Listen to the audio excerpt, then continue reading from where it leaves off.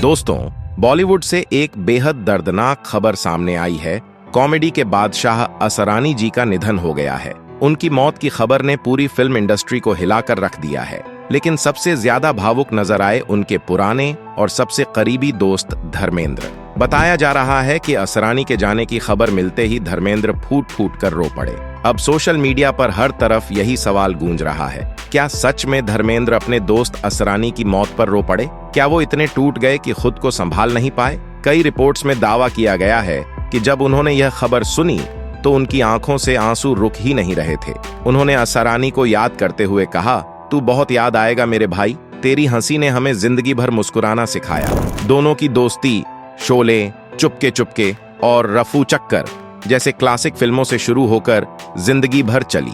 असरानी केवल एक हास्य कलाकार नहीं, बल्कि वो इंसान थे जिन्होंने अपने किरदारों से हर दिल में जगह बनाई। आज पूरा देश पूछ रहा है, क्या सच में धर्मेंद्र अपने सबसे प्यारे दोस्त के जाने के गम से टूट गए हैं? जानकारी के अनुसार असरानी जी का निधन 20 अक्टूबर 2025 को हुआ। वे कुछ दिनों से मुंबई के एक अस्पताल में भर्ती थे, जहां सांस लेने में तकलीफ के कारण उन्होंने अंतिम सांस ली। सोशल मीडिया पर हर तरफ बस एक ही नाम गूंज रहा था, असरानी। वो शख्स जिसने पूरे देश को हंसाया, आज वही हर किसी को रुला गया।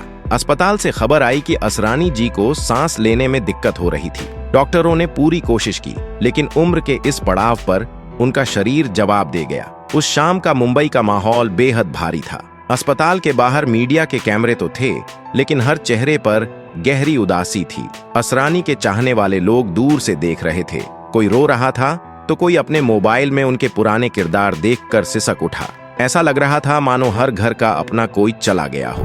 असरानी जी का शरीर अस्पताल से उनके जूहू स्थित घर लाया गया। वह छोटा सा घर जो हमेशा उनकी हंसी और बातों से गूंजता रहता था, अब खामोश था। उस घर के बाहर भीड़ तो थी, पर सन्नाटा भी उतना ही गहरा था। कुछ ही देर बाद धर्मेंद्र वहां पहुंचे, सफेद कुर्ते में, आंखों में आंसू लिए और चेहरे पर वो गम जिसे शब्दों में बयान नहीं किया जा सकता था। घर के अंदर भी माहौल अत्यंत भावुक था। असरानी की पत्नी कोकिला जी, जो खुद भी एक्ट्रेस रह चुकी हैं, बहुत टूटी हुई लग रही थीं। उनके बेटे नवीन असरानी भी वहां मौजूद थे, जो बार बार कह रहे थे, पापा ने तो कहा था अब ठीक हो जाएंगे। कोई नहीं जानता था कि उनकी मुस्कान हमेशा के लिए चली जाएगी। अंदर का वातावरण दर्द और यादों से भरा हुआ था और हर कोई अपने भीतर गहरे शोक और खोई हुई हंसी का एहसास महसूस कर रहा था। जब धर्मेंद्र घर के अंदर पहुंचे तो उन्होंने कोकिला जी को गले लगाया और कहा, हम सब आपके साथ हैं। असरानी ने जो हमें दिया है वह कोई नहीं भूल पाएगा। धर्मेंद्र ने जोर देकर कहा कि असरानी कोई आम कलाकार नहीं थे। उन्होंने जो किया वह हर किसी के बस की बात नहीं थी। उनका फिल्मी सफर 50 साल से भी लंबा था। सोचिए, 50 साल तक कोई इंसान लगातार लोगों को हंसाता रहा। यह कमाल सिर्फ असरानी ही कर सकते थे।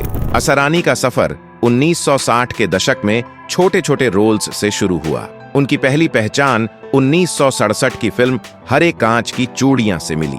1970 की फिल्म मेरे अपने ने उन्हें कॉमिक टाइमिंग और सहज अदाकारी के लिए खास जगह दी। धर्मेंद्र कहते हैं कि असरानी ने हर सीन में जान डाल दी और उनकी हंसी ने सबका दिल जीत लिया। 1972 में बावर्ची और चुपके चुपके में उनका छोटा सा किरदार भी दर्शकों को हंसाने के लिए काफी था। फिर 1975 की शोले में उनका जेलर वाला सीन, हम अंग्रेजों के जमाने के जेलर हैं, ने उन्हें स्टार बना दिया। रमेश सिप्पी ने इसे मजाक में रखा था, लेकिन असरानी ने इसे इतना मजेदार बनाया कि पूरा सेट हंसते हंसते लोटपोट हो गया। इसके बाद असरानी की गाड़ी रुकने का नाम ही नहीं ले रही थी। 70 और 80 के दशक में उन्होंने इतनी फिल्में की कि गिनना मुश्किल है। हर दूसरी फिल्म में असरानी नजर आते थे और हर जगह याद किए जाते थे। कभी स्कूल टीचर बन जाते, कभी पुलिस वाले, तो कभी बेवकूफ नौकर, लेकिन हर रोल में जान डाल देते थे। लोग कहते थे, असरानी वह एक्टर हैं जो अगर सीन में आ जाए तो सबका ध्यान उन्हीं पर चला जाता है। अमिताभ और धर्मेंद्र जैसे दिग्गज भी उनके सामने मुस्कुरा देते थे, क्योंकि वह इतने नेचुरल थे कि लगता ही नहीं था कोई एक्टिंग हो रही है। 80 के दशक में जब कॉमेडी फिल्मों का दौर चला तो असरानी सबसे आगे थे। असरानी ने जगदीप और केस्टो मुखर्जी के साथ जोड़ी बनाई और फिल्मों में एक नया मजाकिया फ्लेवर पेश किया। 90 के दशक आते आते कई पुराने कलाकार गायब हो गए, लेकिन असरानी हमेशा फिट रहे। उन्होंने खुद को बदल लिया, टीवी सीरियल्स में भी काम किया और फिर 2000 के दौर में लोग सोच रहे थे कि अब असरानी रिटायर हो जाएंगे, लेकिन भाई असरानी तो असरानी हैं। उन्होंने हेरा फेरी, धमाल, मलामाल, वीकली, भागम भाग और चुप चुप के वेलकम जैसी फिल्मों में धमाल मचा दिया। धमाल में जब वह पापा जी बने थे तो पूरा थिएटर हंसते हंसते पागल हो गया था। उनका वह डायलॉग पापा जी बोल पापा जी आज भी सोशल मीडिया पर घूमता है और मीम बनकर वायरल होता रहता है। असरानी का कमाल यही था कि वह हर दौर में फिट रहते थे। वह बूढ़े नहीं हुए थे। उनका चेहरा उम्र के हिसाब से बड़ा था, लेकिन दिल अब भी बच्चा था। धर्मेंद्र ने एक बार कहा था, असरानी को देखता हूँ तो लगता है जैसे हंसी खुद इंसान के रूप में हमारे सामने आ गई हो। उन्होंने कभी खुद को सीरियस नहीं लिया और शायद यही वजह थी कि लोग उनसे प्यार करते थे। असरानी का कहना था कि कॉमेडी सिर्फ हंसाने के लिए नहीं होती, बल्कि लोगों के दिल से दर्द निकालने के लिए होती है। उन्होंने वही किया। जब भी स्क्रीन पर आते थे, लोग अपनी परेशानियां भूल जाते थे। उनकी जोड़ी राजेश खन्ना के साथ भी बहुत चली। कदम, बावर्ची, आशिक हूँ, बहारों का में उनका किरदार सबको पसंद आया क्योंकि वह हर सीन को दिल से जीते थे। वह सिर्फ मजाक नहीं करते थे, बल्कि अपने किरदार को सच में जिंदा कर देते थे। 80 और 90 के दशक में उनके डायलॉग हिट होने लगे। बच्चे उनकी नकल करने लगे। स्कूल और कॉलेज में उनके डायलॉग बोले जाते थे।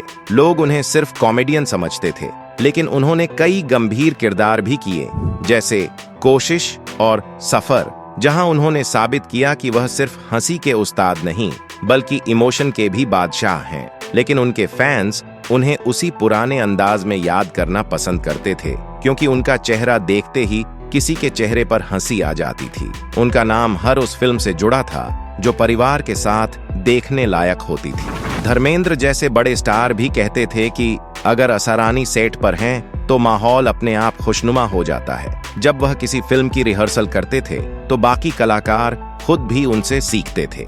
उन्होंने नए एक्टर्स को सिखाया कि कॉमेडी करने के लिए दिल साफ होना चाहिए, वरना दर्शक महसूस कर लेते हैं। उनके सम्मान में 2020 में उन्हें लाइफ टाइम अचीवमेंट अवार्ड भी दिया गया था। उस वक्त उन्होंने स्टेज पर कहा था, मैं तो बस लोगों को हंसाना चाहता था, पता ही नहीं चला जिंदगी कब निकल गई। अगर कभी दुखी हो जाओ तो अपनी हंसी को याद करना, क्योंकि वह कभी मरती नहीं। और आज जब वह खुद चले गए तो सच में उनकी हंसी ही उनकी पहचान बन गई है। उनके बाद की पीढ़ी के कलाकार जैसे राजपाल यादव, जॉनी लीवर, अरशद वारसी सभी कहते हैं कि उन्होंने कॉमेडी असरानी से सीखी है। उन्होंने एक रास्ता बनाया जिस पर आज सब चल रहे हैं। उनकी कॉमेडी में गंदगी नहीं थी, उसमें सादगी थी। वह हर उम्र के दर्शक के लिए थे। यही वजह थी कि उन्हें सब पसंद करते थे। धर्मेंद्र ने एक पुराना किस्सा भी याद किया। उन्होंने कहा, एक बार शूटिंग के दौरान मैं गुस्सा हो गया था। असरानी पास आए और बोले, धर्म जी गुस्सा कम करो, यह दुनिया छोटी है, पता ही नहीं चलता कौन कब चला जाए। मैं हंस पड़ा और आज वही बात सच्ची लग रही है। असरानी ने जिंदगी को बहुत करीब से देखा।